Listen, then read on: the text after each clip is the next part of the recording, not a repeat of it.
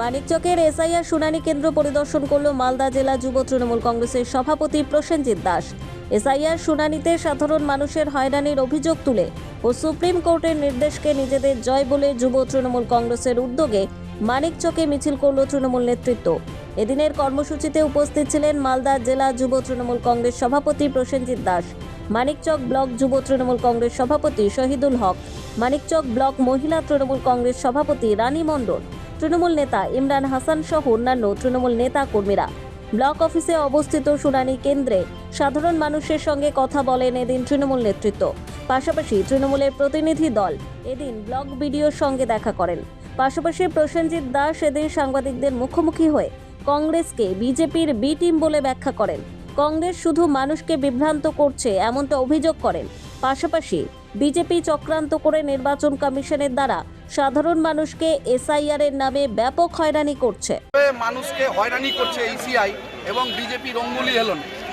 আজকে আমরা আমাদের দল সর্বভারতীয় তৃণমূল কংগ্রেসের সভানেত্রী মমতা বন্দ্যোপাধ্যায় এবং দলের সর্বভারতীয় সাধারণ সম্পাদক অভিষেক বন্দ্যোপাধ্যায় আমরা সুপ্রিম কোর্টে যে মানুষের ভোটাধিকার রক্ষা করার জন্য যেভাবে পাশে দাঁড়িয়েছে এবং তৃণমূল কংগ্রেসের জন্যই বাংলার ভোটারদের একটা বিরাট আইনি জয় হয়েছে, যার ফলস্বরূপ আজকে মানুষ দুশ্চিন্তার মধ্যে যে ছিল যে কিভাবে আমার নামটা বিজেপি ইসিআইকে ব্যবহার করে নাম কেটে দেওয়ার চক্রান্ত করছে।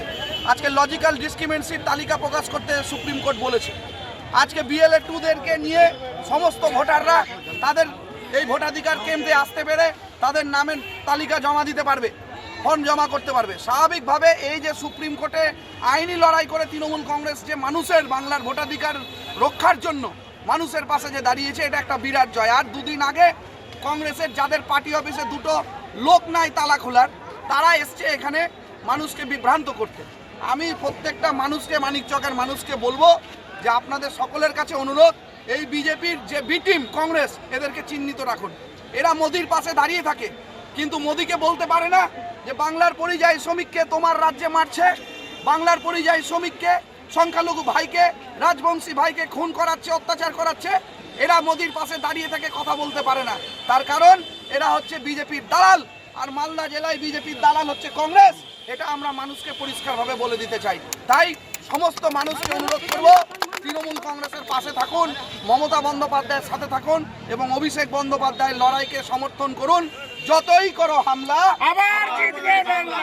কয়েক হাজার মানুষ এখানে আসছেন, এসআইআর এর নাম করে এদেরকে হেয়ারিংয়ে ডাকা হয়েছে এবং হেয়ারিংয়ে যে ডেকে আজকে যে ইসিআইকে যে গাইডলাইন্স দিয়েছে সুপ্রিম কোর্ট, সেটাও এখনও কিন্তু কার্যকর এখানে হচ্ছে না।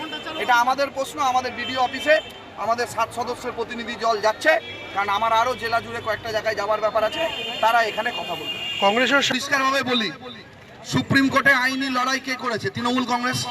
সুপ্রিম কোর্টে বাংলার ভোটাধিকার মানুষের যে লড়াইকে, যে যে যে ডিমান্ড ছিল মানুষের, সেই ডিমান্ডকে মানুষের কাছে পৌঁছে কে দিয়েছে? তৃণমূল কংগ্রেস।